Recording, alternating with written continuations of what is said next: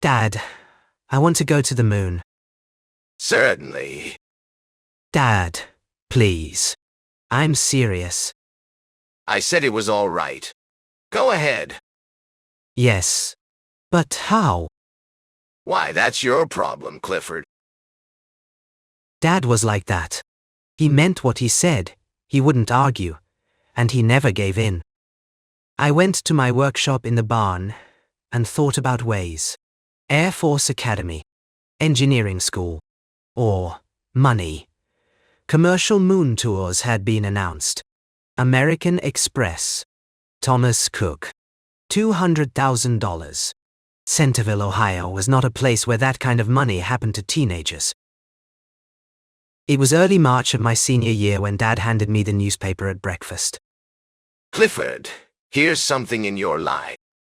It was a soap ad. The first prize was an all-expense trip to the moon. I spilled cornflakes in my lap. There is no such thing as luck. There is only adequate or inadequate preparation to cope with a statistical universe. Do you intend to enter this? Do I? Then make a systematic effort. A few weeks earlier, Dad had sent me to school to get all my textbooks.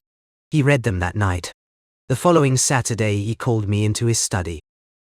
Kip, do you intend to go to college? Of course, Dad. With what? I don't mean money. I mean up here. He showed me the math. 40% of freshmen were flunking out. Not because they were stupid. Because of schools like mine. What's a dangling participle? Why did Van Buren fail of re-election? How do you extract the cube root of 87? I'd look that up in a table at the back of the book. Do you think that table was brought down from on high by an archangel? School is a place that provides a warm room and asks whether you remember things long enough to repeat them on a test. Education is something you do to yourself. They overlap occasionally. Read it when you want to. Then he left me alone. He meant it. My choice. I almost quit. Latin by yourself is not a snap. I got discouraged, then I got mad and leaned into it. After a while, Latin made Spanish easier and Spanish made Latin easier. Algebra led to geometry, led to calculus. General science led to chemistry explosions in the barn. Dad didn't say a word about the scorched workbench, and to electronics and a ham radio station. When I took the college boards my senior year, I passed. Dad looked at the scores and said, reasonably adequate. This was high praise. I got Mr. Charton at the pharmacy to push Skyway soap at almost cost. I stood at the fountain and gave every customer who came in the full treatment.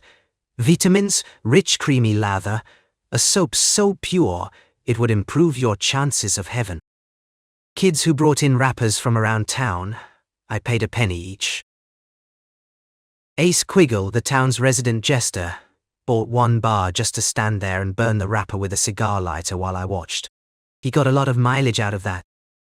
Mr. Charton came out from the dispensary and suggested there was a delivery that needed making. Ace left. I built a card file. Every slogan got a card, organized by length, by structure, by keyword. I weeded out duplicates. Dad looked at my system one evening and said, without expression, systematic. He went back to his study. 5,782 slogans. Mr. Charton drove me to Springfield at 11 the last night to get the final batch postmarked before midnight. He didn't complain about the hour. He drank coffee at a diner while I sorted and sealed and counted. The results were announced on the 4th of July. We sat in front of the TV by 7:30. Network difficulty. Soap bubbles on screen. A quartet. Then 8 girls marched out holding cards over their heads, and then me built it up until I couldn't breathe. I like Skyway soap because it is as pure as the sky itself. I was on my feet. I had the card right there in my hand. I had compared it 4 times. They matched. Dad. Mother. I've won. Hold it, Kip. Present the lucky winner, Mrs. Xenia Donahue, of Great Falls, Montana. A small dumpy woman teetered out. They've cheated me. Be quiet and listen. In the event of duplicate entries, priority goes to the one postmarked first. Our winning slogan was submitted by 11 contestants. Beaten by a postmark. Then there was a knock at our door. 3 men, an enormous crate, and a Western Union messenger. Is this where Clifford Russell lives? I signed for it not knowing what was inside. I got a hammer and side cutters. Packing material got all over Mother's rug. It was a spacesuit. Not much, as spacesuits go. An obsolete model that Skyway Soap had bought as surplus.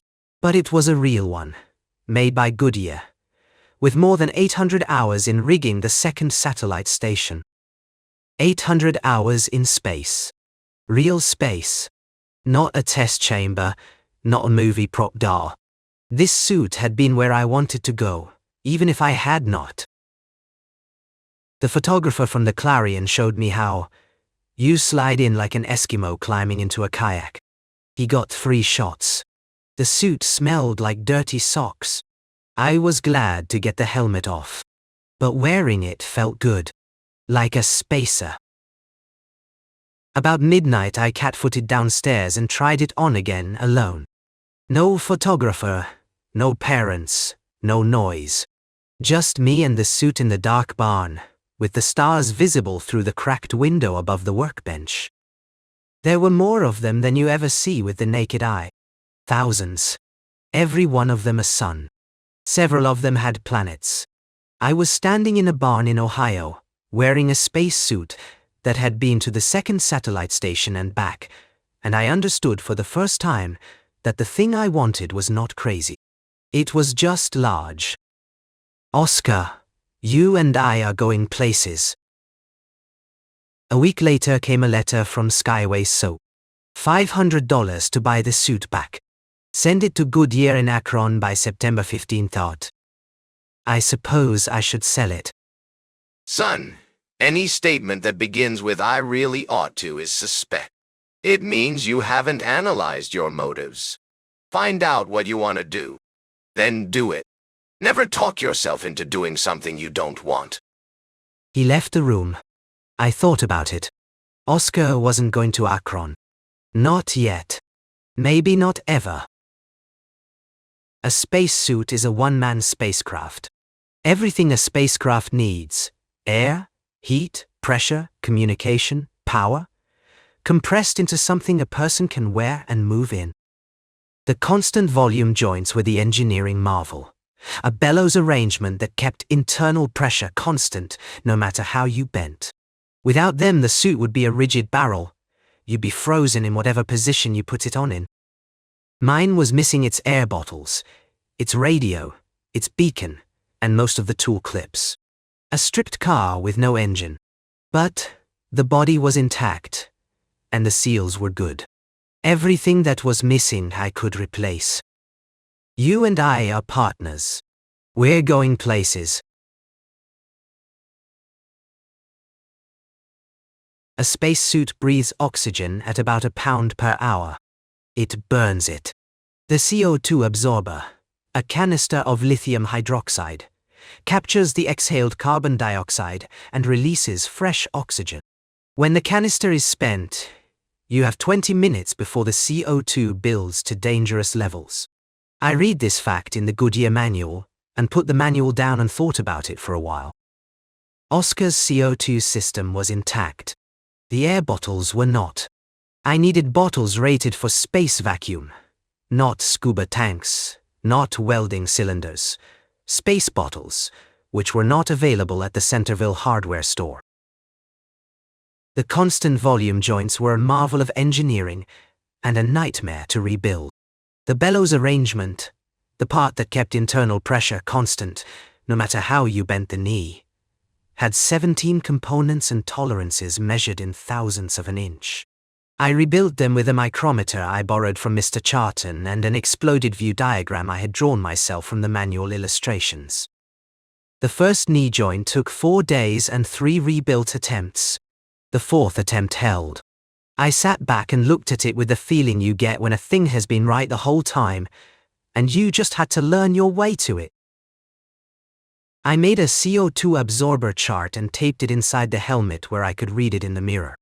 Hours per canister at different activity levels. Rest, moderate work, hard work.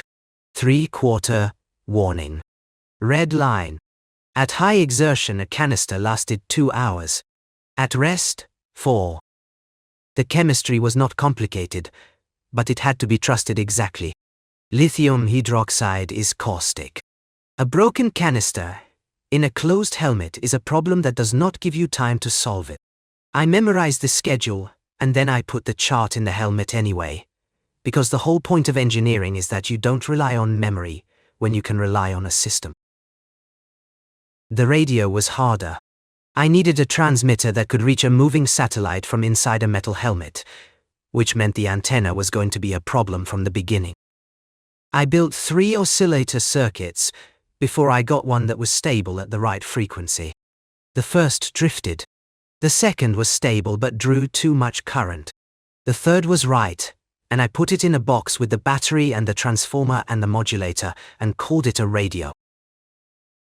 The antenna problem solved itself when I looked at the helmet from the right angle. There was a groove along the crown ridge, put there to accept a radio antenna that should have been standard equipment and wasn't.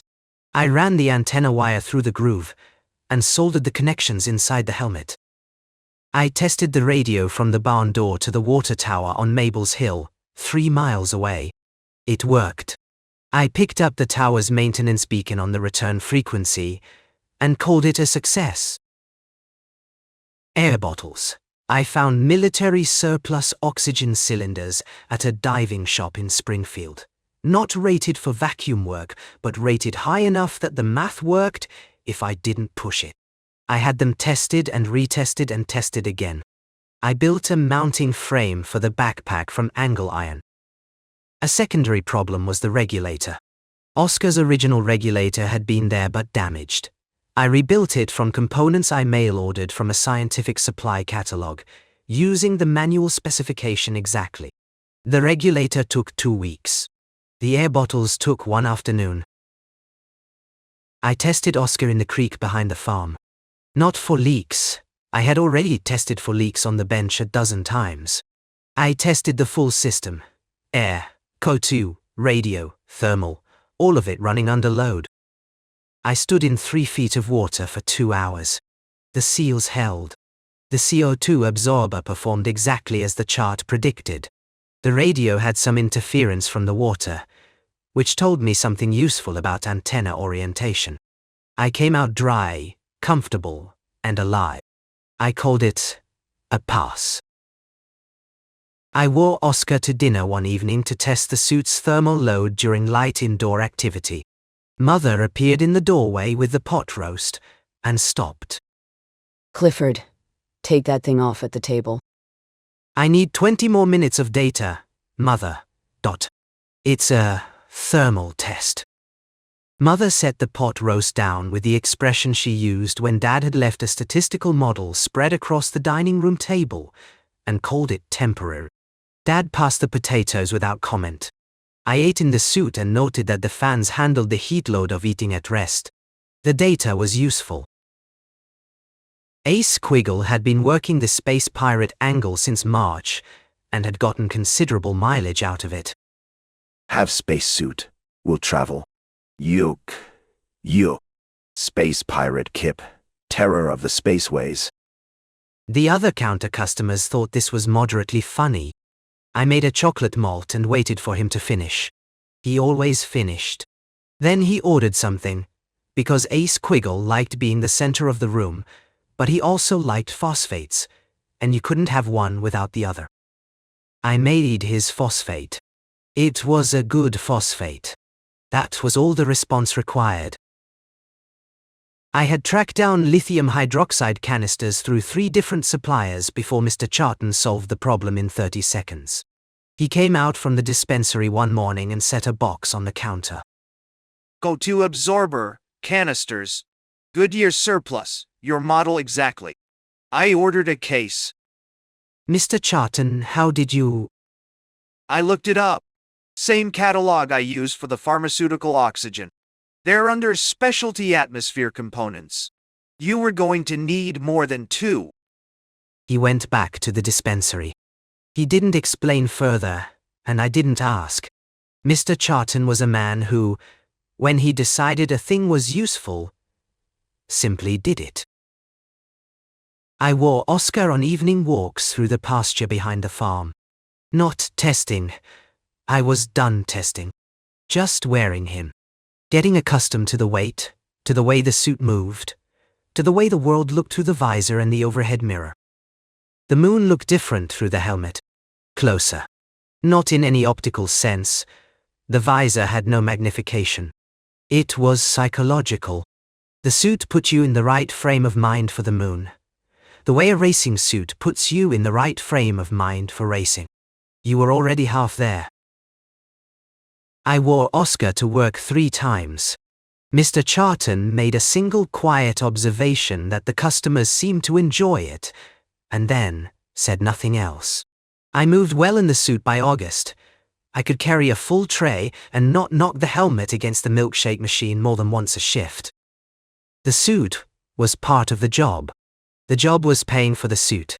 There was a certain completeness to this that I found satisfying. August ended. The suit was done. As done as I could make it with what I had. Air. Good. CO2. Good. Seals. Good. Radio. Good. Beacon. Transmitted, frequency trim slightly off, but functional. Dad's September deadline was the 15th. $500, back to Goodyear in Akron. I had the letter. I had the number. I had not written the check. I stood at the barn door in the September light and thought about Dad's advice. Find out what you want to do. Then do it. I knew what I wanted to do. I had one night. Oscar, we're going to take one last walk. Full dress rehearsal. Both bottles charged. Batteries fresh. CO2 canisters new. Radio tested. I went through the checklist in order. The same order I had followed every time. Because the order was the discipline. And the discipline was the point. Pee-wee's slot was at midnight. I planned to be back before my parents woke up. Whatever happened, I was going to take that walk, and it was going to be a good one. Mabel's Hill was the highest point in 3 miles, 100 feet of elevation that gave you a clean horizon in every direction. I had tested the radio from here before. Signal was better on the hill. I stood at the top and looked at Centerville below and the sky above and thought about the proportion of the two. The town was a scatter of lights in a very large dark. The sky went on in a way the town did not. This seemed relevant, though I could not have said why. I keyed the transmitter with the call sign I had been using in my head all summer. Junebug, calling Pee-wee. Come in, Pee-wee. My own voice came back from the echo circuit. I had just broadcast, on the emergency frequency, on directional. The 2 names I had never told anyone. The name I had given the suit in private, and the name I had been calling the imaginary mission partner for 6 months of practice runs. Both of them invented. Both of them mine. Then, something came back that was not my echo. A voice. Not an echo. A real signal, on the wrong frequency for anything I had set up, from a direction that should have been empty pasture. Junebug, I read you. 1, 2, 3, 4, 5. Please keep transmitting. Please keep transmitting. You're due south of me, about 40 degrees. Who are you? 2 lights in the sky, descending. Not aircraft. Wrong speed, wrong shape, no sound. Ships. 2 of them, coming down into the pasture. The near ship sat down in the pasture where I had been standing. The door opened. 2 figures came out running. One small and very fast, moving like a cat. The other in a patched tourist spacesuit, less than 5 feet tall. The cat-like figure collapsed mid-run, went down hard and lay still. I ran toward it. My headlamp caught something wrong in the light, something that didn't fit any shape I knew, with too many limbs and enormous milky eyes. Something hit me in the back, between the air bottles. Hard. The pasture went away. Then, everything went away. I woke up on a metal floor. Still in Oscar. Pressure good, air good. But the headlights were off, and the inside of the helmet smelled like I had been wearing it longer than I should have. I tried to roll over and couldn't. 1/6 gravity. I had heard that once before. My cousin's trampoline, the rising lift at the top of the bounce. Except, this was constant. I pushed off, and went up fast, and banged my helmet on the ceiling. Came down slow. I tried again, carefully, and got the feel of it. You could learn to like it. Hi, there. Hi, yourself. What are we doing here? I'm surviving. Pushing my breath in and out. There's nothing else to do. They've got us locked up, and it's a ship, so don't bother with the door. She was calmer than she had been on the radio. She told me her name was Patricia Wynant-Reisfeld, though she was called Pee-wee. She had been trying to get to the moon. Why? To see things. To find out. Also because I'm smarter than the people in charge of letting people go there. And that seemed unfair. How smart. My IQ is officially unmeasurable. They ran out of tests. Father wasn't surprised. I'm not telling you this to brag. I'm telling you because if we're going to get out of here, you should know what you're working with. Fair enough. What else? I'm 11, so adults don't take me seriously, which is their problem. Found out some things about the worm faces and I was sending reports to the mother thing, and they figured it out and grabbed me. The mother thing is what you might call a police officer. She keeps order in this part of the galaxy. You were spying for an alien cop. I was helping an alien welfare officer investigate unauthorized use of the solar system. Yes. That's the short version. I tried the door. Solid key. No handle on our side. I knocked on the wall. Solid metal. I listened at the door. Nothing I could recognize as sound. I already tried all of that. About 6 times. What do they want with us? Information. Information. They'll interrogate you. Don't tell them anything real. Although, they probably already know what information you have, which is approximately nothing, so the interrogation might be short. That's comforting. I thought so. We landed. I felt it. A jar and a settling. And the gravity shifted. Heavier. About 1/6, steady. Still moon gravity then. They had brought us to the moon. I filed this fact, because facts about where you are become important when you are trying to leave. They came for me alone.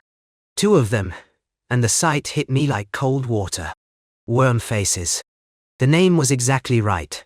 The face, if you could call it that, was a mass of soft moving things, tentacles or worms or fingers, fleshy, damp, always in motion.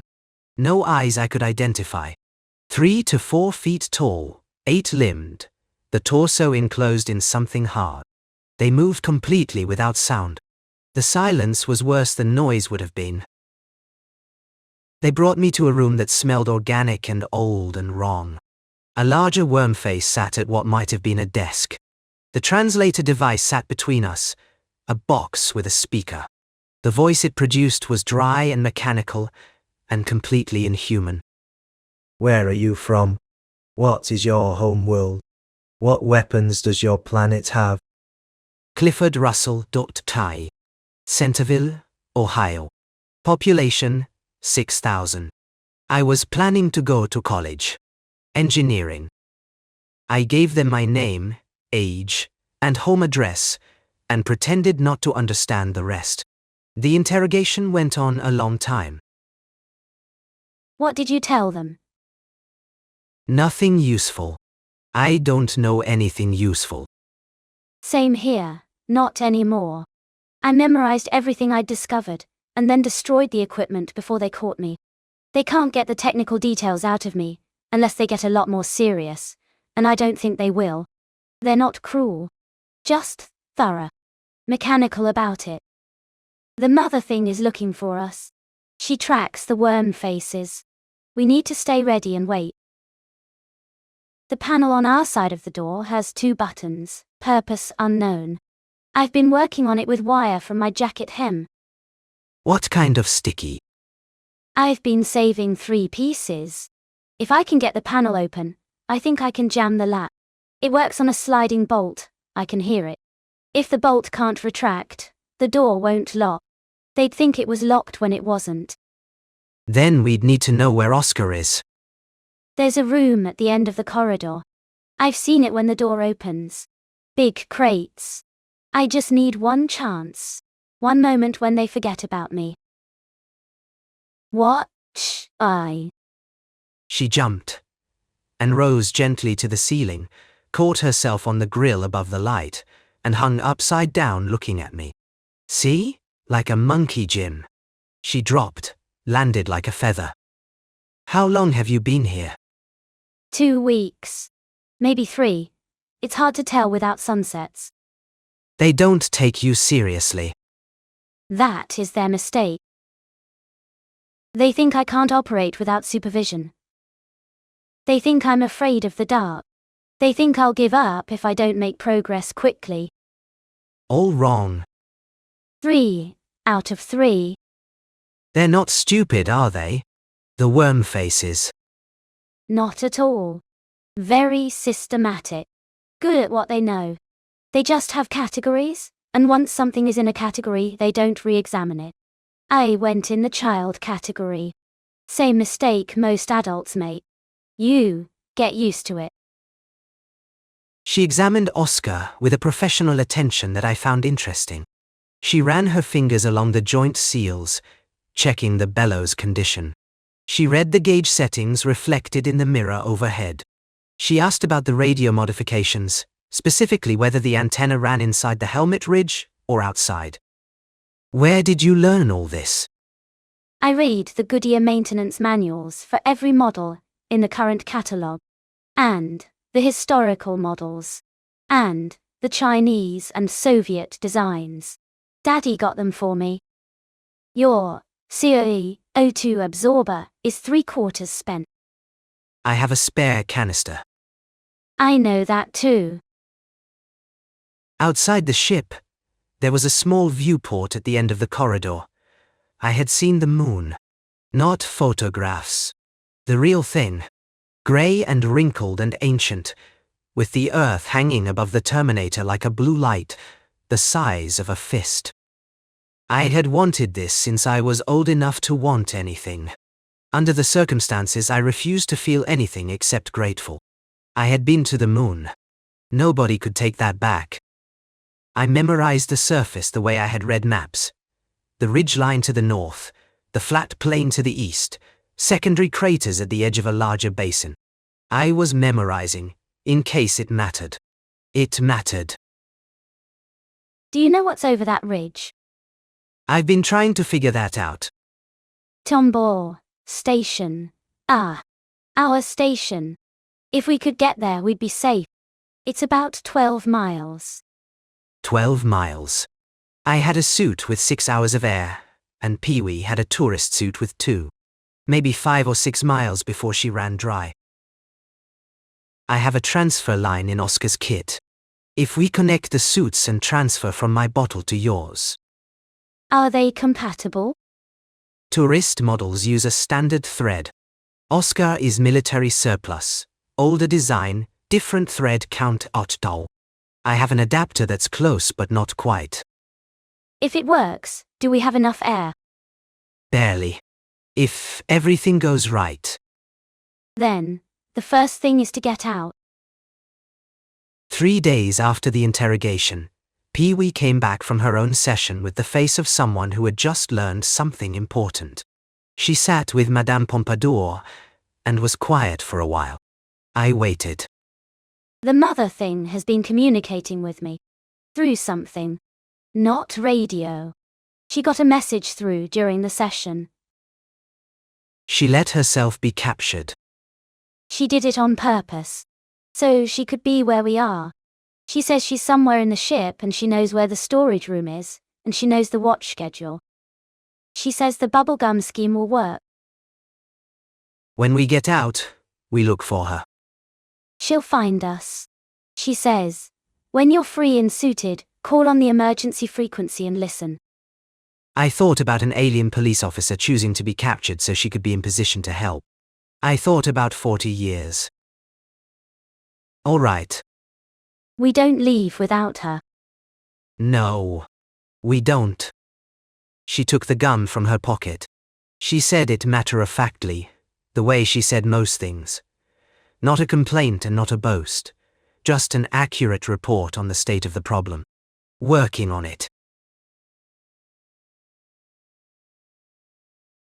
3 days after Pee-wee showed me the door panel, they left us alone long enough. The routine was, food delivered twice a day. 2 worm faces, in, out, door, locked. After the evening delivery, they did not come back for what felt like 14 hours. Tomorrow morning, after they bring breakfast.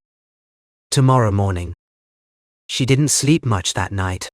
Neither did I. Pee-wee had the panel open on the second evening I watched. She'd gotten it apart with her wire, worked the gum into the latch mechanism, and closed the panel back up. The worm faces came and went. The door, locked. Now we wait. They came. We ate. The worm faces left. The door locked. Or, tried to. Pee-wee counted to 100 very slowly, went to the door, pushed. It swung open. Oscar was there. Not where I would have stored him. Just stacked with other equipment in the back third of the room. Helmet set aside, backpack detached, boots unclipped. But intact. Nothing missing except what was missing before. I had never been so glad to see anything in my life. I suited up in the dark while Pee-wee kept watch at the door. My hands knew where everything went. 6 months of practice in the barn, putting Oscar on and taking him off in the dark when I got curious about whether I could. Pee-wee reached across and pressed the right shoulder ring to seat properly when it stuck. The seals clicked. The pressure started to build. Good. She was small. Smaller than Pee-wee. A long graceful body with limbs that bent in too many places. Her fur was the color of a pale chinchilla, soft and dense. Her face was triangular, with large dark eyes that were not entirely focused. From her neck hung a triangle of bright metal. That's the mother thing. She was hurt and small, and she had warm dark eyes that looked at you and through you to something else. Something longer and older than either of us. She sang. A sound that was not language and not music, but between the two. A sound that made you feel safe, known, seen. She can't walk. She needs oxygen, but a different mix. She needs the suit. She doesn't have a suit. She's small. I looked at Oscar. I looked at the mother thing. The backpack had a storage bay, normally for toolkits and emergency supplies. I had emptied it to save weight. It was easily 4 feet across, 3 deep. The mother thing was maybe 3 feet from nose to tail. She'd fit in the backpack bay. If you remove the secondary bottles. I can't remove the secondary bottles. I know. I sealed the inner flap of the bay with patch compound, working fast and careful. I made a bleed fitting from the emergency kit's spare valve. I threaded it into Oscar's main oxygen feed through a T-junction, and ran the tube into the bay through a small hole I sealed around with more compound. The mother thing watched us from the floor. When we lifted her gently, she made a sound that was not fear and not pain, more like a person making a sound when a difficult piece of work is finished. She was very light. She had a quality of complete trust that made the work feel more important than it already was. She curled inside the bay the way a cat curls to fit an odd space, efficiently, with no wasted arrangement. Her triangle badge caught the light and shone dull gold. Her eyes from inside the closing bay looked at me for one clear moment before Pee-wee zipped the flap. I ran the bleed valve open a crack. Pressure built in the bay. I pressed my hand against the fabric. The mother thing's breathing, felt through the fabric, was steady and even. How does she seem? Fine. Kind. She seems fine. All right. Let's go. We found the airlock by memory. Pee-wee had mapped the layout from glimpses through the corridor door, one escort at a time, over 3 weeks. 2 turns left, 1 right, the wider corridor, the smaller door at the end. She went straight to it without hesitation. 2 minutes outside the airlock, listening to silence and feeling for vibration in the deck. Nothing. We went through. And there was the moon. It was nothing like pictures. The surface was dark grey in shadow, and pale grey in sunlight, every rock and pebble casting a shadow as crisp and black as if cut with scissors. No blur, no softening, no atmosphere. What you saw was exactly what was there. The sky was black. Stars everywhere, motionless, the way they never are on Earth. The sun burned white and ferocious without air to soften it. The Earth hung low near the horizon, blue and white and round, all ocean and cloud, turning slowly. Home. It looked like something you could hold in both hands. Pee-wee made a sound in her radio. She was looking at the Earth. She was crying. I know. The Earth from the moon is not like the moon from the Earth. Everything you have ever known is right there on that small ball of light, and it is impossibly beautiful, and impossibly fragile, and you understand it as you never could from inside it. Navigation was its own problem. Oscar's compass was reporting that north was the direction of my mother's kitchen. The moon had not been in the original plan. We navigated by Earth. It hung in the sky to our north-northwest. Tumbo Station was north of our position. As long as we kept the Earth above and slightly left of our line of march, we were heading more or less right. Navigation by planet, in the solar system, on the moon. Which way? We keep the Earth above, and to the left. Between us and the ridge was a field of rubble that looked like someone had emptied several quarries from a great height. Every rock cast a perfect black shadow. Every shadow was a potential fall. We picked our way through it, watching footing, watching the sun, watching our air gauges. The first mile took 40 minutes. Pee-wee's tourist suit was not built for cross-country work.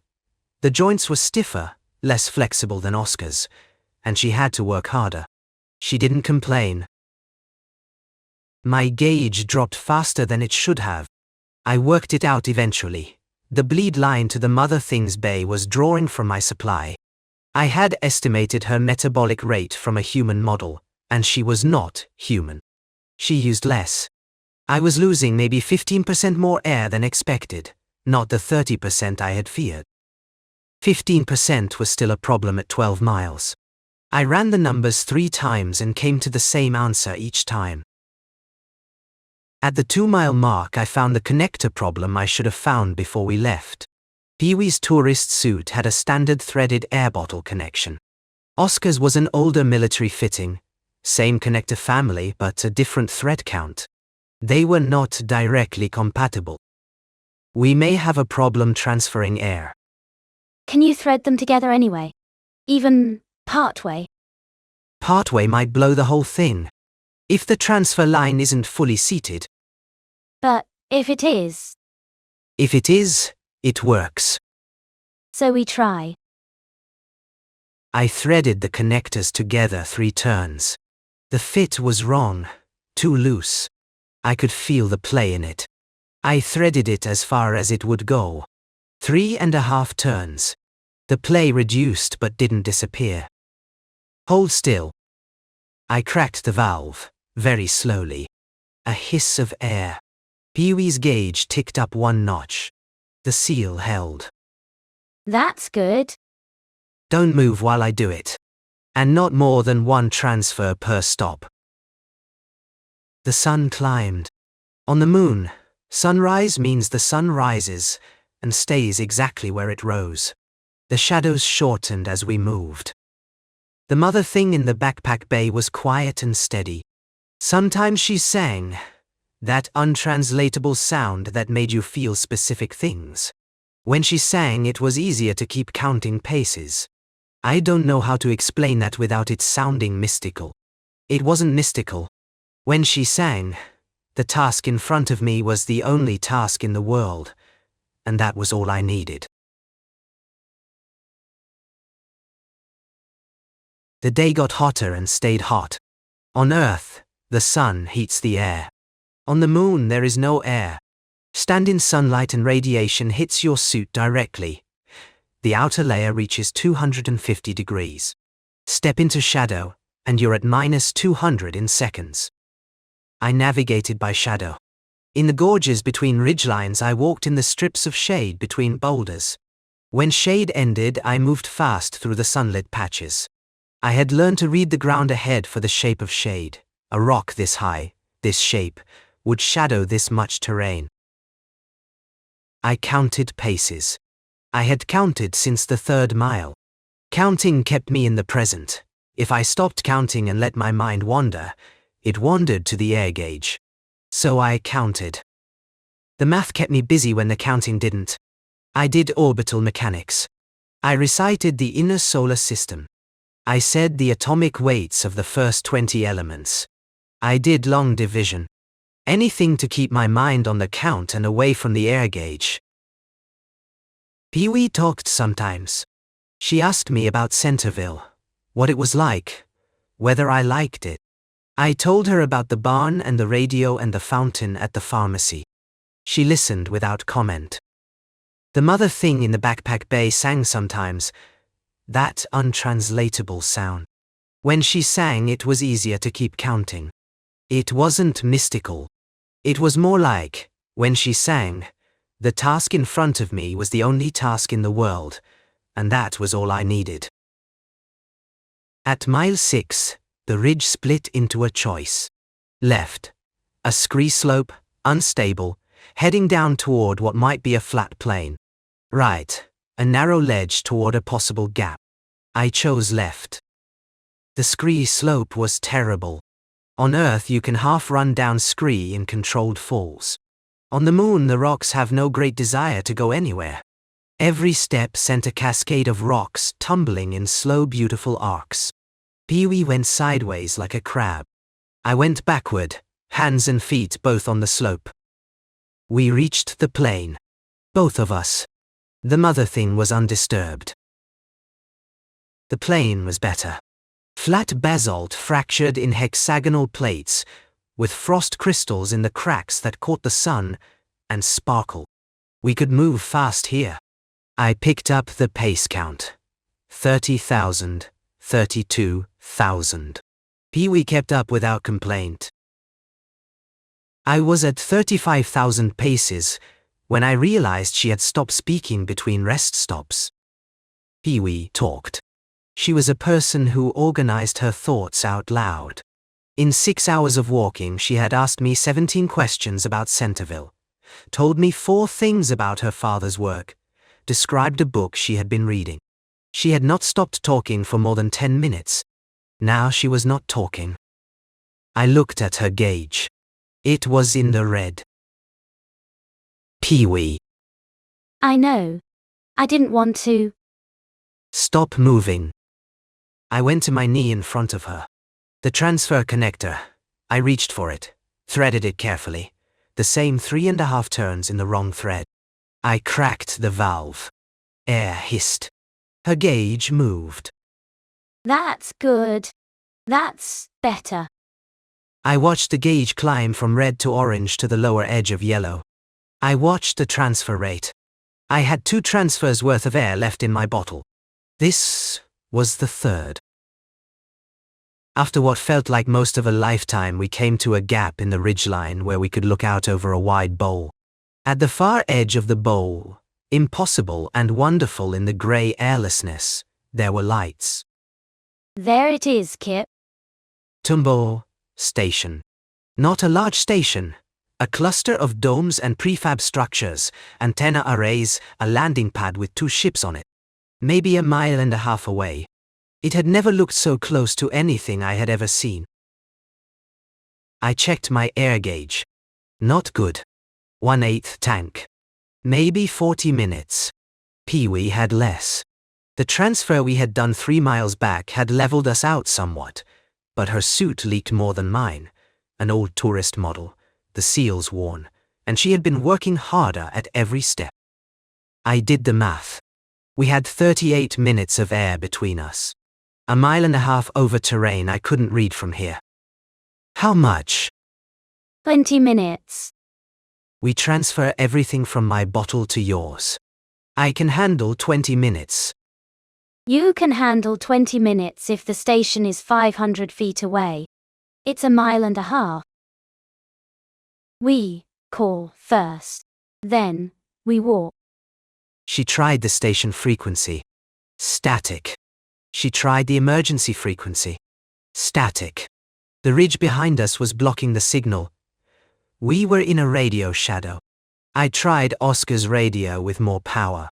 I tried the station frequency, the emergency frequency, the space rescue frequency at 243 megacycles.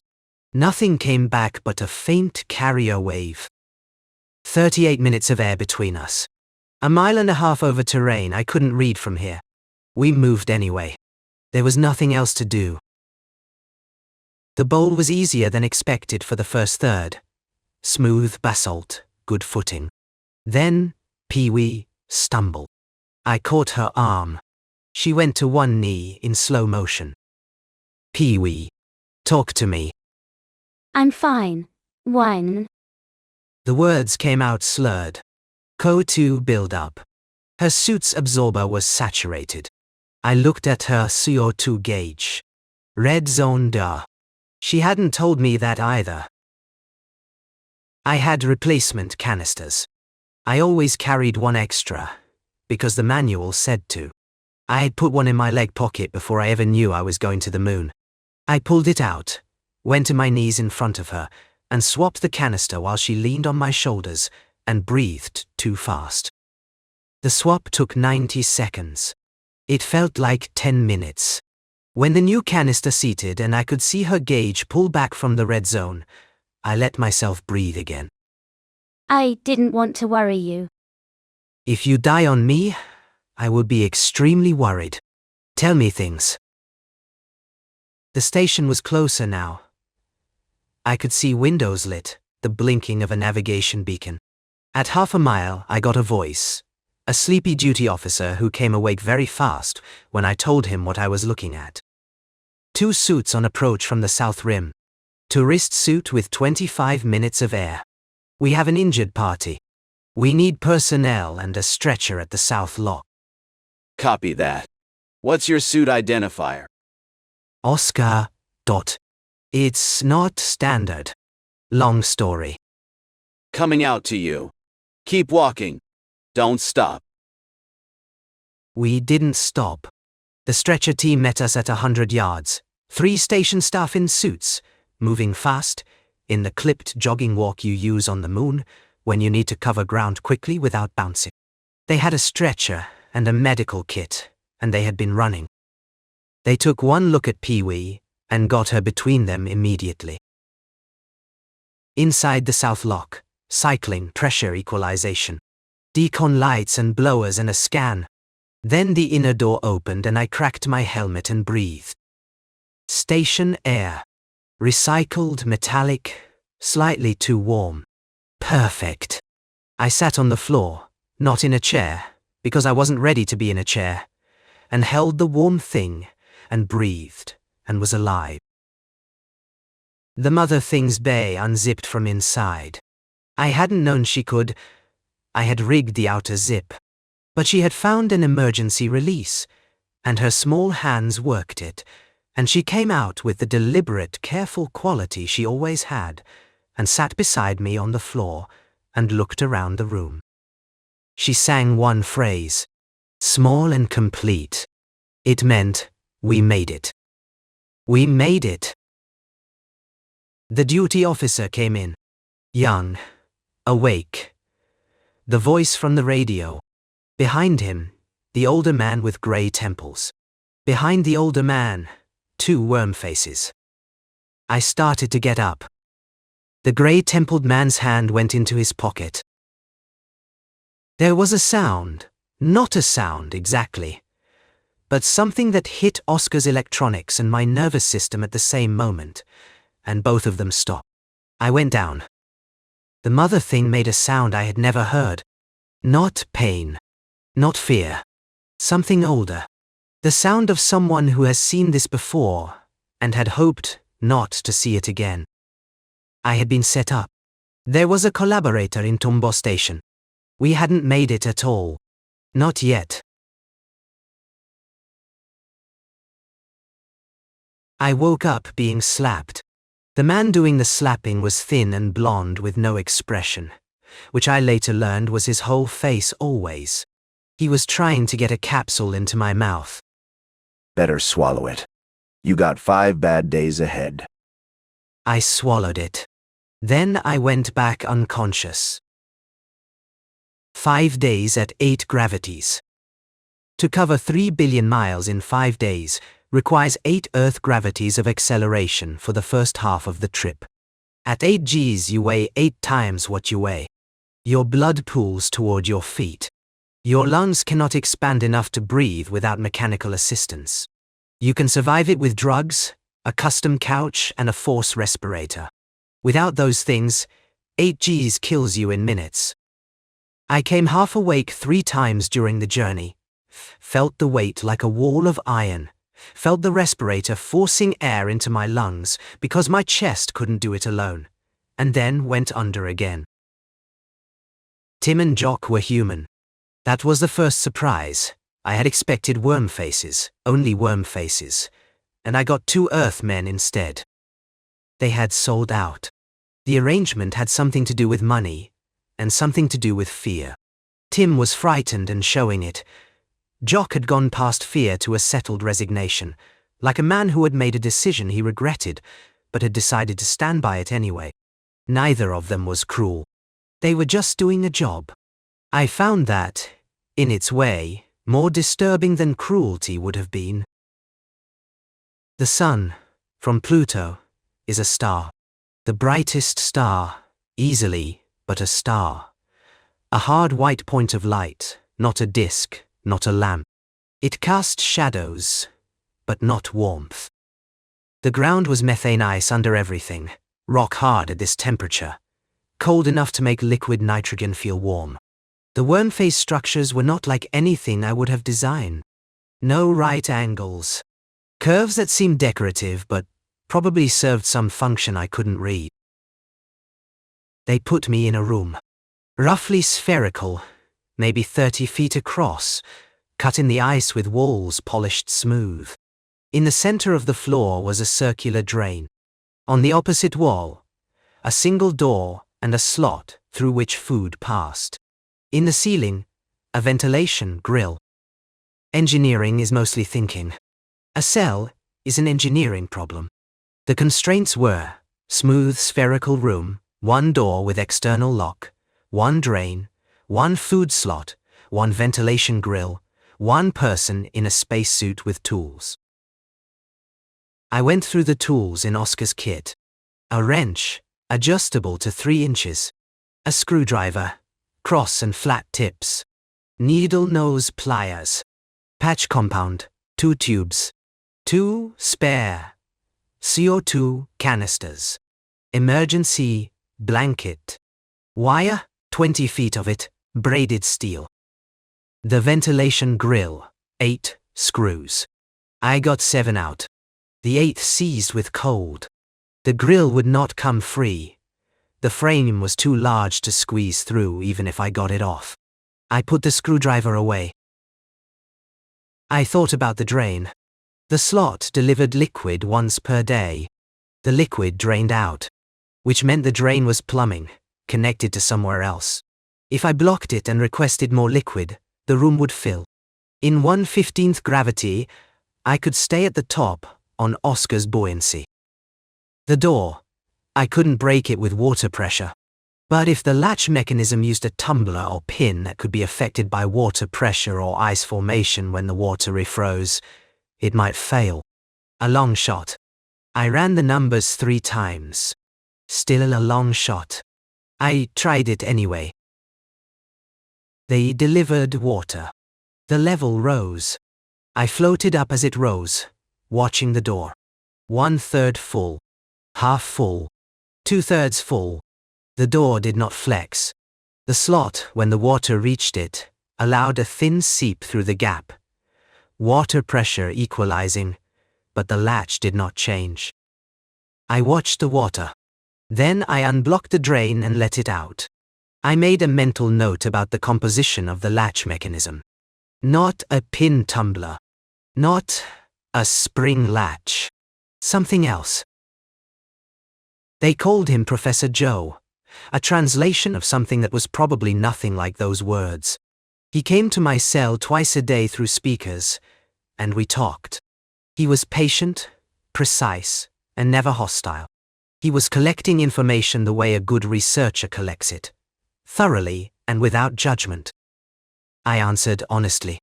I had decided this was the right approach. If they were going to judge us anyway, let them judge us on accurate data. I told him about Einstein and Edison and Beethoven. I told him about the Holocaust. I told him about the Parthenon and the Black Death.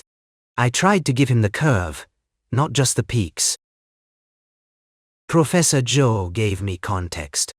3 Galaxies was not a government but a compact, a set of mutual agreements between species who had reached a level of technology that allowed them to cause large-scale harm to each other. The compact existed because the alternative had been tried, a long time ago, and the results were still visible in certain regions that no one went to anymore. The compact had a court. The court handled what Professor Joe called pattern violations, behaviors by a species that exceeded the acceptable interference with other species. Weak and not complicit. Supervised entry into the compact's observation category. Time given to develop. Complicit. Rotation. Rotation means destruction. Rotation means the species is removed from the viable path. They do not continue. What happens to the worm faces? They are the original violation. Their case is separate but will be heard at the same session. The outcome of their case is not in question. The worm faces had been using the Earth's solar system as an operating base without permission. They had implicated us. Not because we had done anything wrong, but because a species that couldn't control what happened in its own territory was either too weak to survive contact with the larger galaxy or complicit. The compact had to determine which. That was the first time I understood that we were going to win. Not for certain, but the worm faces were the actual criminals, and we were the bystanders caught in their wake, and if the court could distinguish between the two, we had a chance. The distinction mattered. I held on to that. I kept track of time by the food deliveries. 2 per day, regular as machinery. By this measure, I was 11 days in the cell. I solved several problems in my head that had nothing to do with escaping. The design of a more efficient radio for Oscar, how to approach the cost of mid-tuition, whether there was a way to modify the CO2 scrubber to increase capacity without adding mass. I got good at thinking. On the 9th day, I thought about Dad's statistical work, and whether his methods for interpreting imperfect data had any application to the problem of calculating the likelihood of rescue. The model said, low probability, but non-zero. Non-zero was enough. It was not close. A deep boom, transmitted through the ice as vibration rather than sound, the kind you feel in your feet and your chest. The cell shook.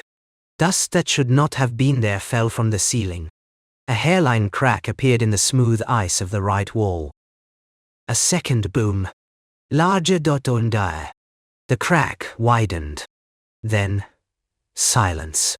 And from somewhere outside the door, the sound of something moving fast. I went to the door and waited. I had a wrench.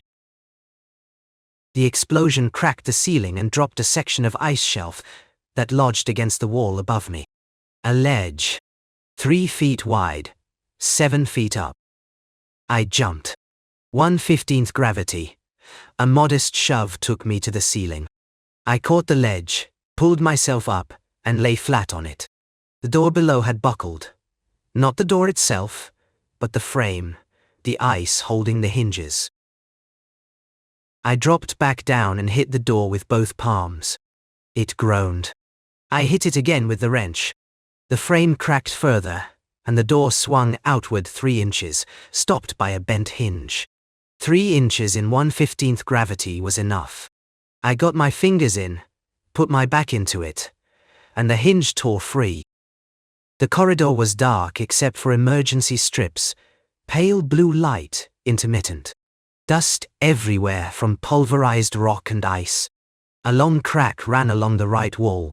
I moved away from the cell, trying to remember the layout. A worm face was in the second corridor. Alive but not moving well. It was feeling its way along the wall with 4 of its limbs, the other 4 hanging, its face area damaged in a way I couldn't interpret. Whatever the explosion had done, it had done badly to this one. I pressed against the opposite wall and let it pass. It didn't react to me. I found Pee-wee's cell by hearing her before I saw her. The banging was rhythmic, 3 and 3 and 3, a pattern, not panic but signal. She was banging on the wall, not the door, which told me she had figured out that I might be in the adjacent corridor, and wanted to be located rather than heard.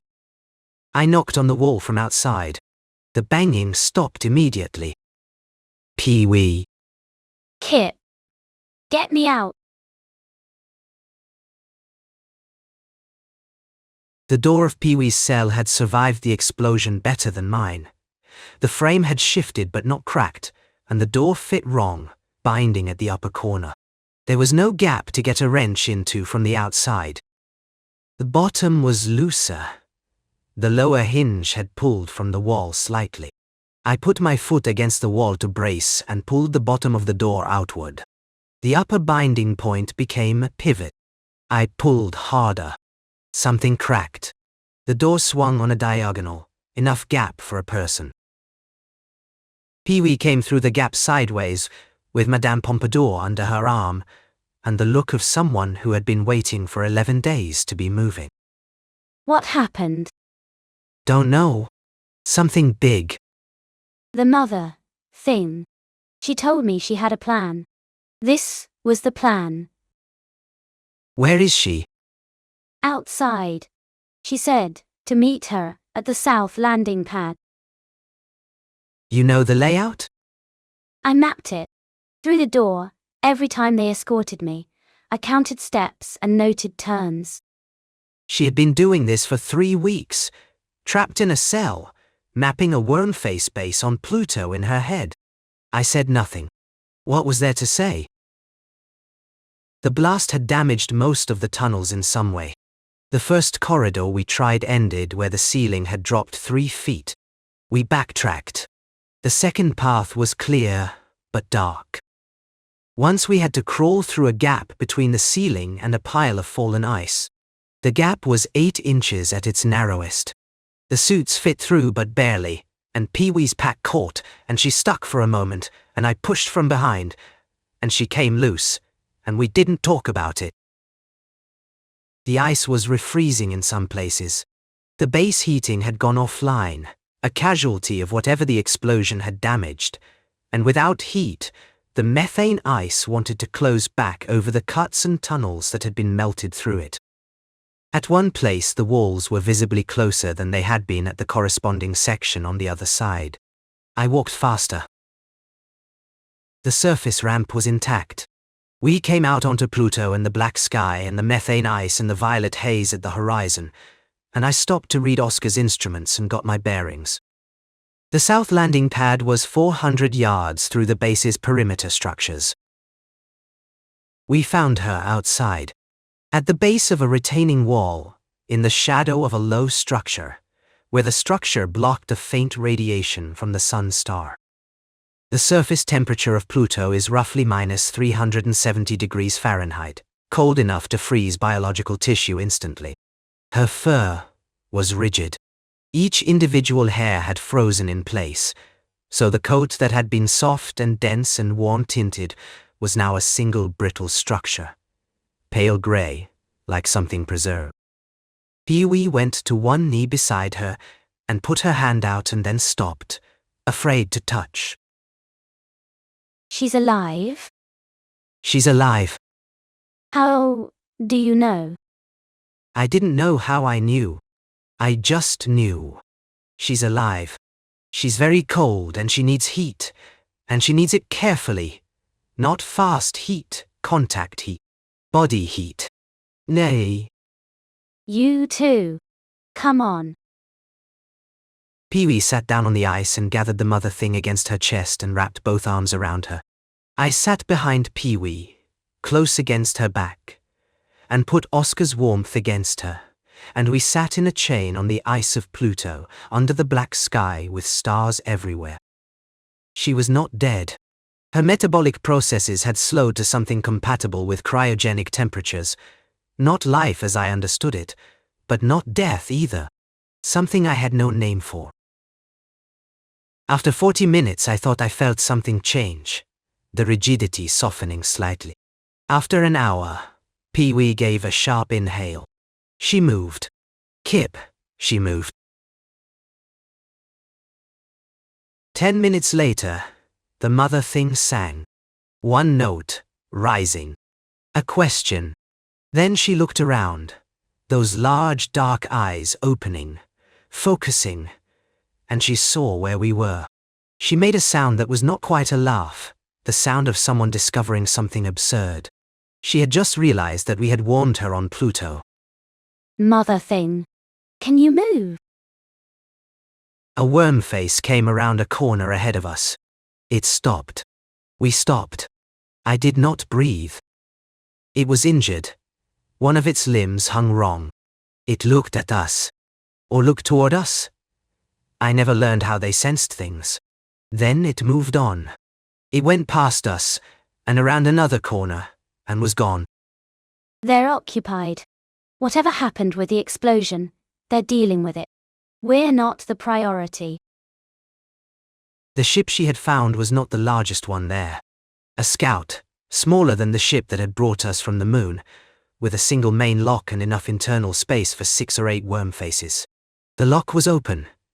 She had gotten that far before her strength gave out. She had also gotten the navigation system active. Pee-wee went in first to help with the controls. I carried the mother thing up the ramp. She was very light. The ship rose. Silently. No vibration. No sense of acceleration. Just a new relationship with the ground. It was below, then farther below, then invisible.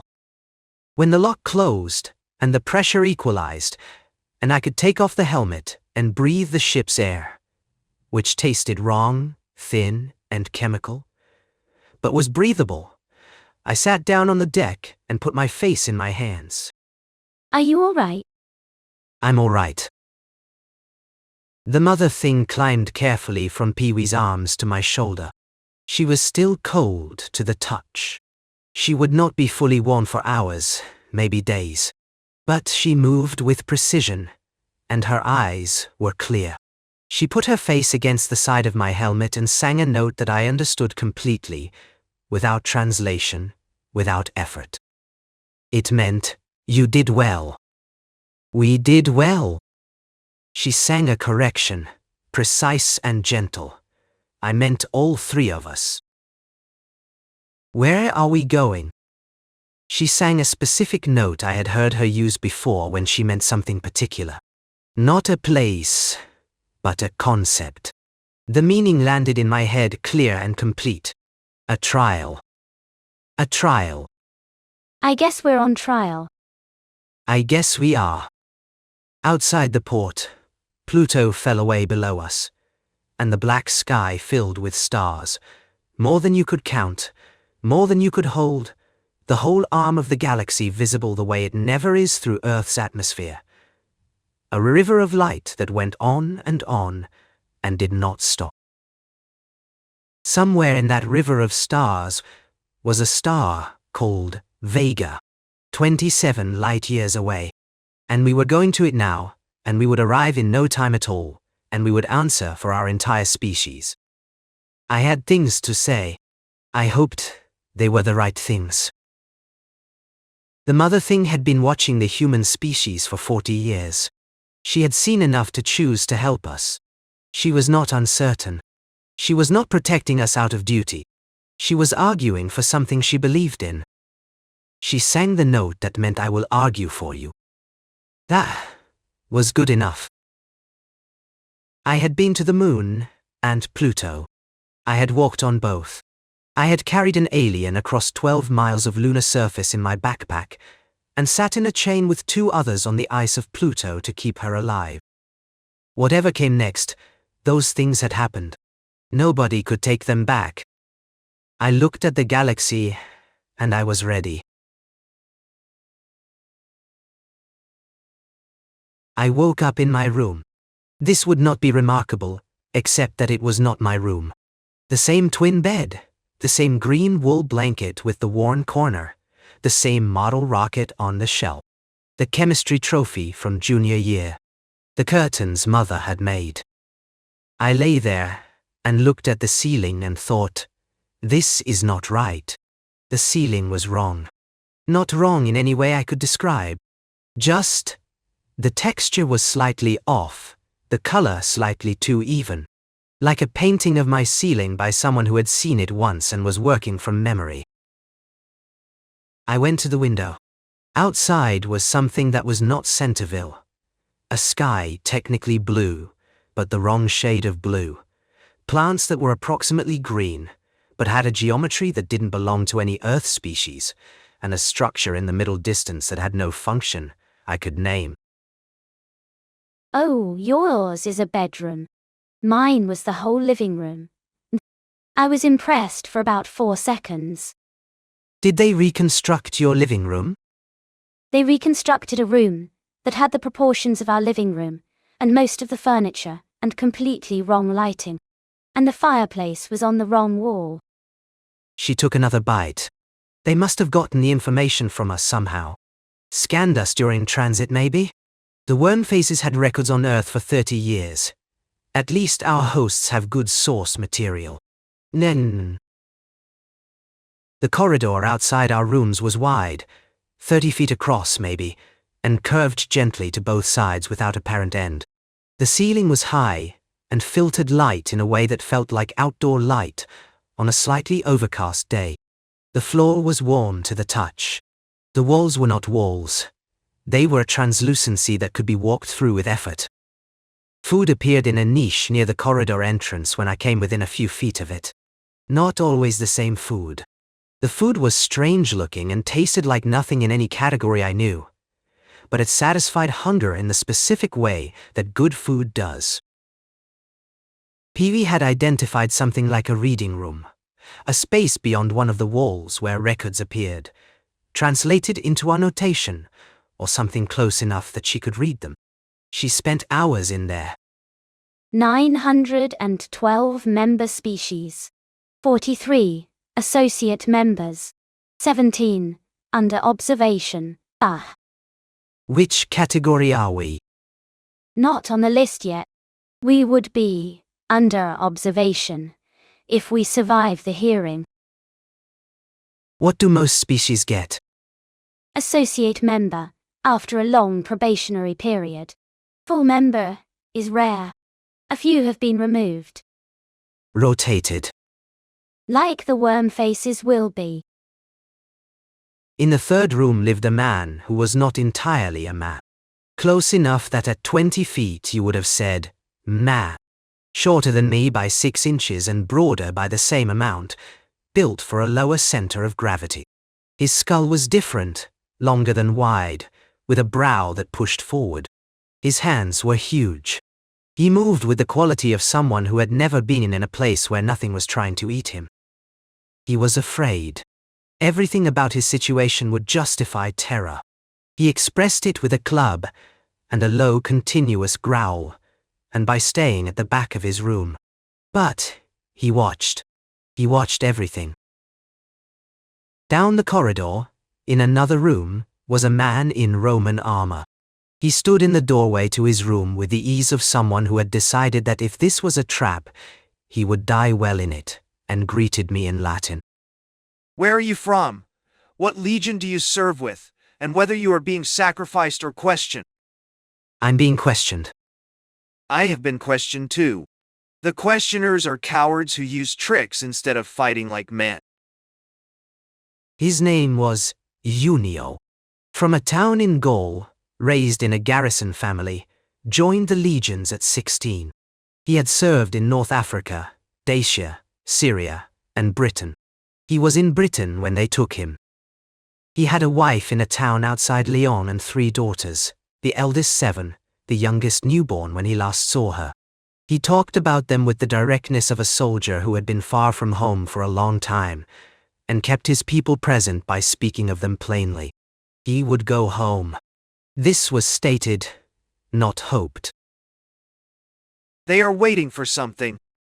He had assessed the situation methodically, captive, but fed and unharmed, questioned but not tortured. The creatures keeping him had a procedure, and they followed it. He had answered some questions and refused others, and nothing bad had happened. Captive, but not dead. Questioned, but not tortured. This means they want something from us that they cannot take by force. I'm afraid. If the verdict goes against us, 8 billion people. Gone. Wind. Then we make our case. A man who kneels before the verdict without speaking is already dead. At least make them work for it. You speak as if the decision is made. It is not made. That helped more than anything philosophical would have. The mother thing explained the rest to me the same day. She came in the evening, when the filtered ceiling had shifted to something like sunset, and she sat on the foot of my bed and sang. It was not language in the sense of words, but it was language in the sense of meaning. Meanings arrived in your head, the way feelings arrive, as facts about the world that you somehow already knew, but had been waiting to recognize. She sang about courts, about judgment, about a very old system that had been doing this for longer than our sun had existed. 3 galaxies was not a government but a compact, a set of mutual agreements between species who had reached a level of technology that allowed them to cause large-scale harm to each other. The compact existed because the alternative had been tried, a long time ago, and the results were still visible in certain regions that no one went to anymore. She sang about why we were here. The worm faces had been using our solar system as an operating base without permission. A species that cannot control what happens in its own territory is either too weak to survive contact with the larger galaxy, or complicit. The compact had to determine which. How often does the verdict go against? She was quiet for a moment. Then she sang a note, That was not an answer to the specific question, but was an answer to the thing behind the question. It matters what you say. That's not an answer. She sang. It is the only answer I have for you. What do they want to hear? She sang something complex. The meaning that arrived was, not a performance. The truth, with all of it, and confidence in it. Kip, bite. What? Do you know there are 912 member species in 3 galaxies? The re-examination period is about 16,000 years. How long, Pee-wee? 16,000 years. 16,000 years ago, my ancestors were painting horses on cave walls in France. They had fire and stone tools and no written language. In 16,000 years we had gone from caves to Pluto. We might manage the next 16,000. That's what I thought. I thought that was a reasonable way to look at it. How are you holding up? I'm terrified and I'm all right. Both at once. Same. I thought it was just me. I didn't have a plan. I had a few quotes I believed in, and a conviction that what humans were was not what they were about to be said to be. I had Pee-wee, who was smarter than me, and braver than she let on. I had Unio's advice, give your account plainly. I had the mother thing, who believed in us. That was either enough, or it wasn't. I lay back on the bed. The ceiling was wrong. The light was wrong. The sound of the place was not the sound of Centerville. I had the mother thing, and Pee-wee, and Unio's 3 words. Make your case. That was enough to stand on. Soon. They had 3 samples of humanity. That was the method. To judge a race, you pulled specimens from different periods in the lineage. Not representatives, not diplomats, not the people who would put their best face forward. Random selections. A spread across time. Then you assess the curve. He was not stupid. He watched from his cave with small, fierce, dark eyes, and he was calculating something at all times. What he was calculating was survival, not a simple calculation. And he had been doing it successfully for whatever his age was. He had just never calculated anything that included a corridor on another star system, and the adaptation was incomplete. Unio had adapted. Soldiers survive by adapting, and the ones still alive after 20 years on the frontier had adapted to things their training had not covered. He had been here a month, and in that time had established a routine. Exercise every morning, meals at the table provided, sleep at regular intervals. He was not comfortable here, but he was functioning. We had been talking daily since I first arrived on Vega 5. My Latin was better now. I had the vocabulary aid from the room and I used it every night, and Unio had added perhaps 40 English words, which he used with the precision of someone who collects tools and checks each one before putting it in his belt. We had a working language between us. He had told me about his early life on the frontier. Gaul, Africa, the eastern provinces. He described Britain with the resigned affection of someone who has served in a difficult posting long enough to find virtues in it. The rain was terrible. The people were fierce. The food was worse than the rain. But the terrain gave you a particular skill with ambush and counter-ambush that was worth the rest of it. In your time, do the women work? Do they own property? Are they educated? They have the vote. In some towns in Gaul, the women made most of the significant decisions about trade and land, even if officially the men held the title. Perhaps it is not so different as it seems. Legalities and realities rarely match. What do you think of the creatures keeping us here? Old and careful. Careful means they do not act without thinking, which means they are dangerous and also predictable. You can work with predictable. When you have nothing to offer except your own account of yourself, you give it as plainly as you can. Embellishment is detected. Honesty is respected even when it is inconvenient. You've done this before. Prisoners before the governor. Give them your account plainly. There was a fifth specimen in the corridor. I had not noticed her at first. She was quiet in a way that made her easy not to notice. A girl, perhaps 14 or 15, with dark eyes and the look of someone who had been through something that had removed all the ordinary surface reactions. She did not speak to any of us, not in any language I could identify. But once, when I was sitting in the corridor, she sat down at the far end and looked at me for a long time with those steady eyes, assessing something, not me specifically, but the category I belonged to. Twice I saw large creatures moving through an adjacent corridor behind transparent walls. One was green and roughly spherical, with too many limbs, and moved with a quality of irritable haste. The other was something I had no visual framework for, a shape that changed as it moved, and I stopped looking at it after a few seconds, because it made my eyes report contradictory information. Both of them, I gathered, were also there for the trial. As what? I didn't know yet. The Parthenon is beautiful, but there are beautiful structures all over this corridor. Beauty isn't our unique contribution. What's unique is the way a man will run into a burning building for someone he's never met. That doesn't have an evolutionary explanation. It's extra. What if they think it's irrational? It is irrational. That's exactly the point. We're capable of being more than rational. The rational thing is to save yourself. We choose not to, sometimes. That's either the best thing about us or the strangest thing. Either way, it's ours. I had two approaches and they pulled against each other.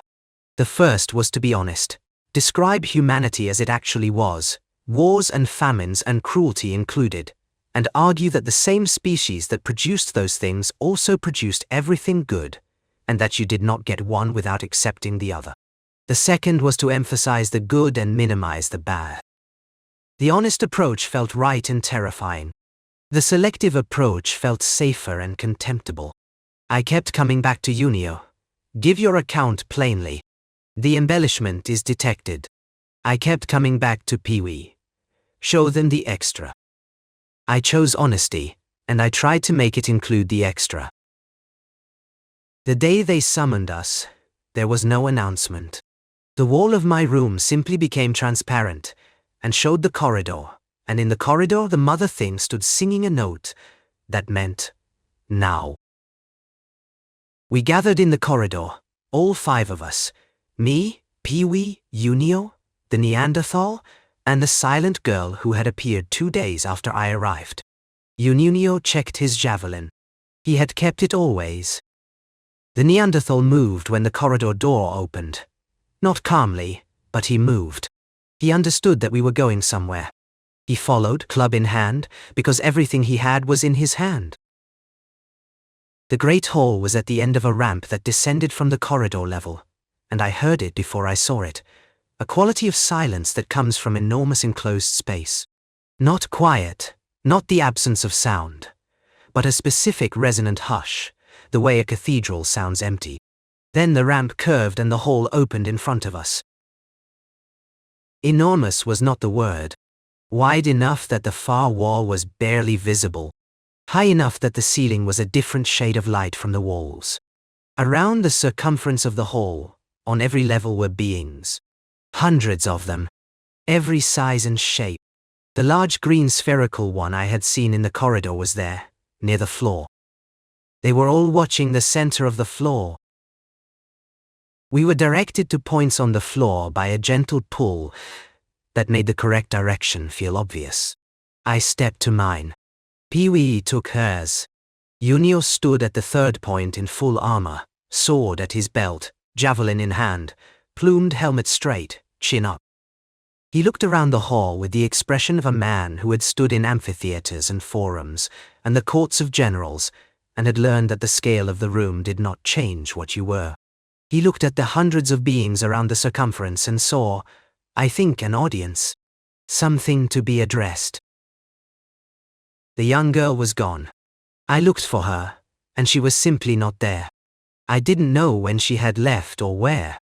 The mother thing, when I found her in the crowd of observers, sang a note that might have meant, she is here in a different way. I didn't know what that meant. The hall grew quiet. Not gradually, all at once, a single moment from ambient to silence, as if someone had closed a door between the hall and everything else. From the center, from no visible point, a voice. The voice asked the Neanderthal things that translated as, "Who are you? What do you do?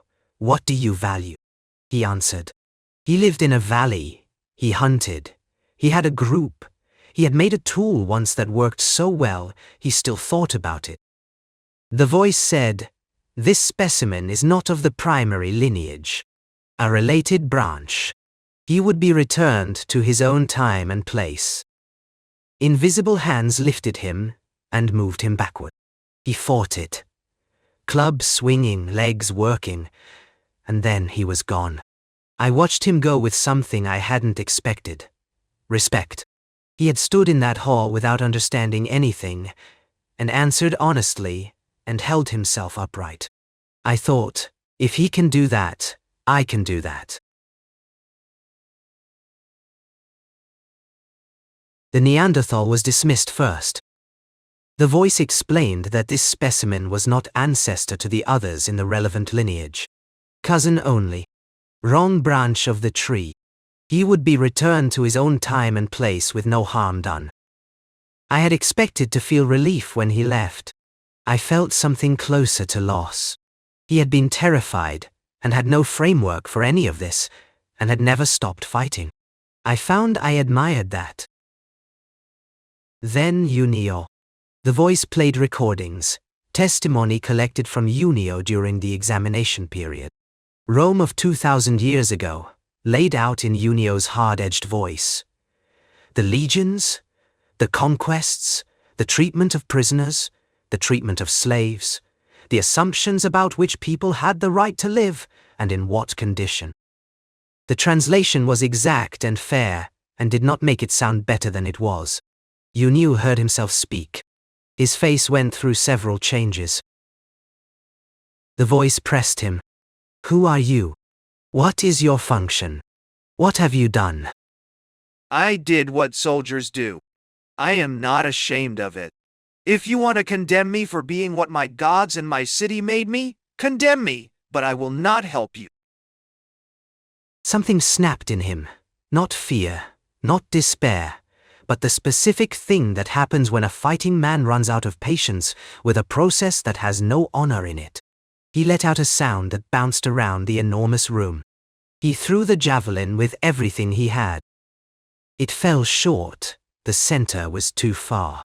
But he threw it, and it rose and hung at the apex of its arc, and in the pause before it fell Unio drew his sword, and held it straight up in the gladiatorial challenge. Hail Caesar! He called on Jupiter and Mars, and 3 other gods, and told all of them that he was waiting. He told 3 galaxies what Caesar's vengeance would look like when it came. He demanded they come at him one at a time, or all at once. He told them they were cowards with the vocabulary of a frontier soldier. I found myself on my feet cheering. Pee-wee was cheering. I didn't remember standing up. Slit their throats as I bring them down, boy. The voice said, flat and unhurried. Let him now be returned to the space-time whence he came. The invisible hands came. Unio fought them all the way. Unio. Goodbye. Farewell, boy. They're cowards. And then he was gone. I sat back down. Pee-wee's hand found mine. They played my recordings. I had given them hours of material. History, science, economics, medicine, philosophy, religion, wars. Everything I knew about Earth. I had not lied. I had told them about the Holocaust and the Black Death and the nuclear tests and the famines. I had also told them about Beethoven and the Parthenon and vaccinations, and the fact that we had begun to figure out how gravity worked.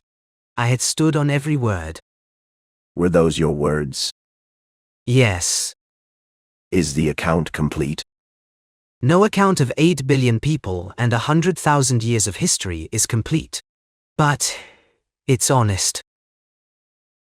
Then, Pee-wee's recordings. She had given specific cases.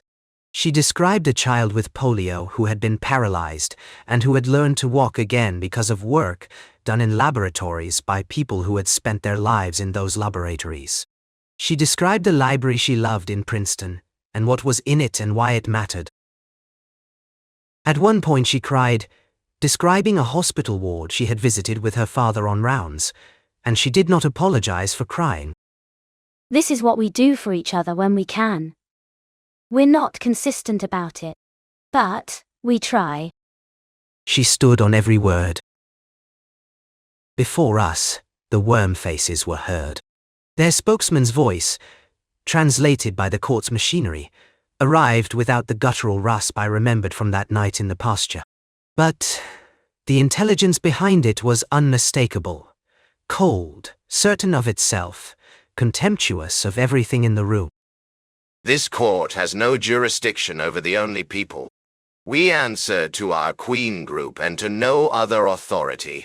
The organization you call 3 Galaxies has no standing in our space.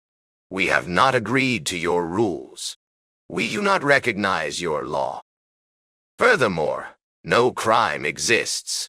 We were colonizing an empty planet. What you call humans are animals. You do not prosecute a farmer for clearing a field.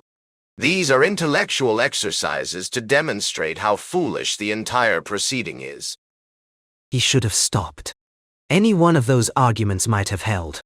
Instead, he leaned into the viciousness. You are mice voting to bell the cat. We will not forget this interference. We will not forgive it. The only people will remember every being in this hall. What you call law, we call the complaints of the weak against the strong. We will find you again. The moderator voice said flatly, "Will any witness speak favorably for this species?" There was silence. I thought about it. I said nothing. Are the facts sufficient to permit a decision? Yes. Their planet shall be rotated. Then It didn't sound like much. All planets rotate. But the whole room shuddered. Even the beings I could not read went completely still in a way that meant something. The worm faces said nothing. There was nothing left to say. The mother thing came to us quickly. A private silvery hemisphere closed around the 3 of us. Pee-wee was trembling. What does it mean? Their planet shall be rotated. She sang. The planet tilted 90 degrees out of the space-time of our senses. Like rotating a flat shape out of flatland, it disappears from where it was. The worm faces go with it. But their star does not. Their star does not. The planet drifts away into a dimension without a sun. And it gets colder. And colder. The air freezes. Then, colder still. It had already been done. Executed the instant the word was spoken, before she had even turned to join us. I had expected something drastic, an explosion maybe. Not this.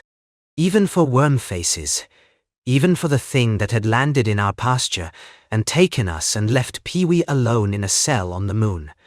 This made my skin crawl. Think no more on it. Now you must be brave. You will be summoned any moment, for your own trial. I simply stared. I had thought it was all over. The moderator began its indictment. I had expected something elaborate. What I got was plain and brutal, and completely fair. The voice read the indictment, the way an accountant reads a balance sheet. Without drama, without judgment, just the numbers. By their own testimony, these creatures ate each other, starved each other, killed each other. They enslaved members of their own species for thousands of years. They produced weapons capable of ending all complex life on their planet. The voice listed the wars. It called them not World War, but Planetary Conflict Series. It listed the casualties. It listed the concentrations, the purges, the famines that were artificial rather than natural. It listed everything. The question before this court is not whether this species has been violent. It has been violent. The question is whether it is inevitably and terminally violent, or whether the violence is temporary, appropriate to age, and correctable with time. What have you to say in your defense? I understood in that moment that the indictment was fair. All of it. Every word was accurate, and I had given them the source material myself. The only argument was about the interpretation of the facts. Was this what we were, or was it what we had been? We have art. You said we don't. You're wrong. Have you seen the Parthenon? Destroyed in one of your wars. Then you should see it before you rotate us. Because you're missing something. I had planned to quote something dignified. What came out of my mouth instead was Shakespeare. The speech I had memorized as a sophomore, because it had struck me then as the only true thing about time. Our revels now are ended.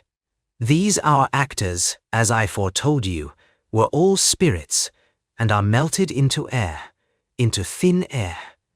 And like the baseless fabric of this vision, the cloud-capped towers, the gorgeous palaces, the solemn temples, the great globe itself, yea, all which it inherit, shall dissolve. I broke down. I hadn't expected to. Pee-wee was already crying beside me. The voice said quietly, "As it well may. You said we have only the most primitive science. We have been doing science for 400 years. You have been doing it for longer. 400 years ago, we thought the sun went around the earth. Now we are standing in your court, in your star system, 27 light years from home. In 400 years. You're not judging whether we're dangerous. Everything that can reach another star is dangerous. You're judging whether we're worth the danger. And if your sample is 2 teenagers and the records of our worst days, your method will give you the wrong answer. If you're going to remove us, at least look at what we do when nobody's watching." My Lord Pierce, you have the advantage of millennia and many minds, but I know them personally. I have lived among them and watched them, and I know what they do in the dark when no one is judging them. It is true that they are violent, but their violence is appropriate to their stage. They are very young, and they die very soon. And in a life that short, trust is difficult and fear is rational. Can we expect the restraint of old age from a species where no member lives to be old? They have not had time. Give them time. A pause. Then a voice from somewhere along the wall, quick, almost comic, the large green creature I had been barely aware of. I'm no friend of theirs, but I say, give them their chance. Silence. Then the voice. Are the facts sufficient to permit a decision? Nidin. Yes. This race will be re-examined in a dozen half-deaths of radium. Eerie watched closely. Any ominous change will be reported at once. In the meantime, we wish this race good progress in its long journey upward. I ran the calculation automatically. A dozen half-lives of radium-226. 12 half-lives. Roughly 16,000 years. That was the probation period. That was how long before they looked at us again. 16,000 years ago, my ancestors were painting horses on cave walls in France. In 16,000 years, we had gone from caves to Pluto. I wondered what another 16,000 would look like. What happens if we fail the re-examination? She was quiet for a moment. Then she sang the same note she had sung before in the cell on the moon, when Pee-wee had asked her if we were going to make it. The note that meant, "I will argue for you." That was good enough. The mother thing put us down in a side street in Princeton at about 2 in the morning, sang goodbye, and was gone. It is not illegal to be out at night in spacesuits. It is unusual enough that within 20 minutes we had been hauled in by campus police, processed through 2 officers who did not know what to make of us, and delivered to a house in faculty housing. Professor Reisfeld answered the door in a bathrobe, took one look at Pee-wee in her tourist suit, and said, "Inside." Yeah. He was a small man, quiet, with the particular quality of a mind that had been working problems for 30 years, and no longer found anything surprising enough to react to before examining it. He looked at both of us, the suits, the state of us, the hour, and then he said, "Inside." His wife Janice appeared from upstairs. She looked at her daughter in a spacesuit at 2 in the morning and said, "I can't believe it." Then looked at me and said it again. Stop it, Janice. Or go to bed. She went to bed. He made cocoa and shredded wheat at 2 in the morning with the economy of motion of a man who knew his own kitchen, and sat across from us in his study and listened. He believed us. Not the way a police officer believes you and writes it down. The way a scientist believes a result. He looked at the evidence in front of him. The suits, Pee-wee's tourist model with its lunar staging authority stickers, the way she moved in low gravity even sitting still. And he updated his model of the world to include what we were telling him. Without drama. Without theater. He examined both suits. He turned on Pee-wee's helmet, shined a light through it, watched it polarize. He asked 5 technical questions about the polarization mechanism that told me he had been thinking about this long before tonight. The mother thing's beat includes us now. She says to use these if we need her. She's usually within 1,000 light years. Dare we take it apart? It's got a lot of energy in it. It might explode.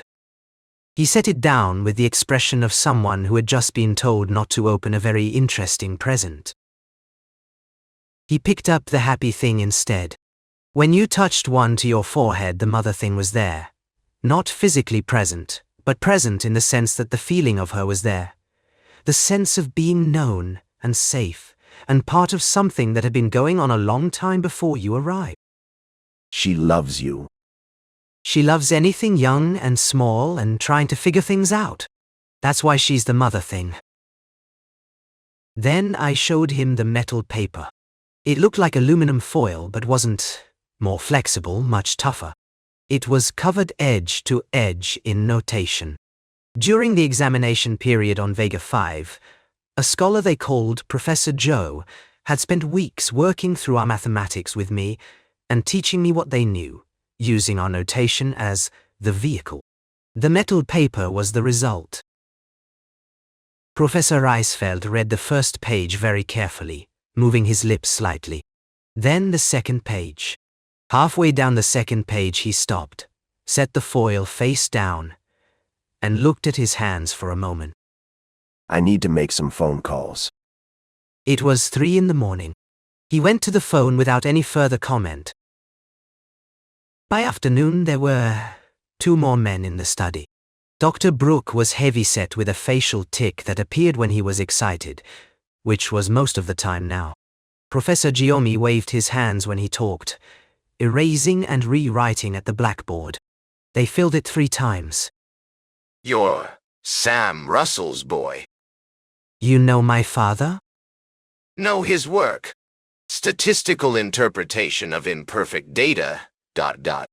Brilliant theoretical basis for exactly this kind of cross-framework translation. Has he seen this? Not yet. He should see this immediately.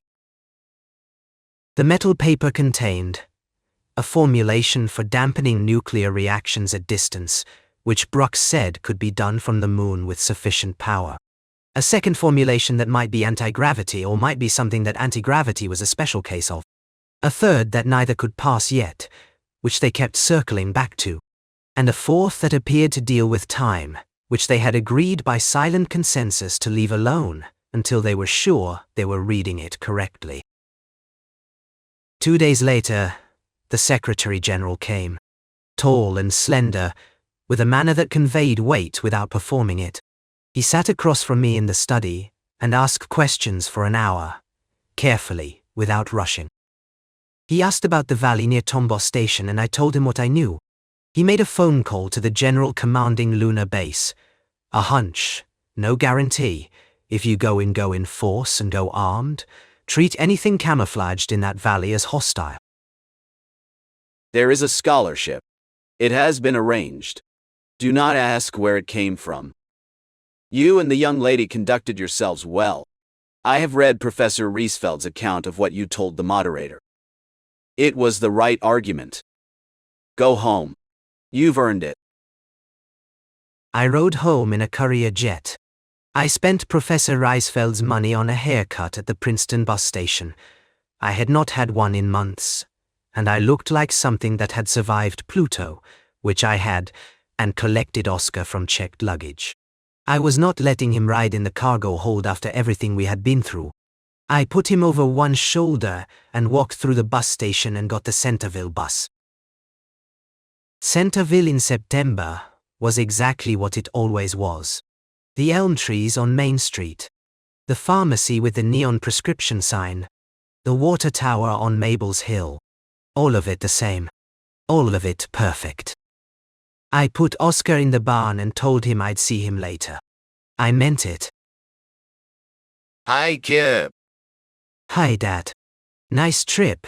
I didn't go to the lake. I know. Dr. Riesfeld phoned. I never saw the Magellanic Clouds. I had a chance once in South America, but it was a cloudy night. That's the way we look. From far enough away. It must be lovely. It is. I'll tell you all about it. Mother came home a few minutes later with a pork chop. She stopped in the doorway when she saw me, and the grocery bag shifted, and she looked at me the way she had looked at me when I was small and had hurt myself, taking inventory, checking. Then she put the bag down and kissed me on the top of the head and said she didn't mind where her big boy went as long as he came home safely. I sat at the kitchen table and watched her move around the kitchen, and the ordinariness of it was so complete and so perfect that I had to look away. Next morning I went back to work at the fountain. Mr. Charton came out from the dispensary when he heard me arrive, looked at me over his glasses. Good. You're back. I put in an order for more Lyo canisters. Figured you'd want them. I tried to thank him properly. He shook his head. You fixed my fountain's radio twice without being asked and never charged me for parts. We're square. He went back to the dispensary. That was the whole conversation. Hi, space pirate. What do you hear from the galactic overlords? I reached in my pocket and touched the happy thing. The mother thing was there, warm and patient and very, very old, and she had known civilizations that made our whole species look like a first draft, and she had looked at us anyway and said, "Give them time." What'll it be, Ace? I had time. So did he.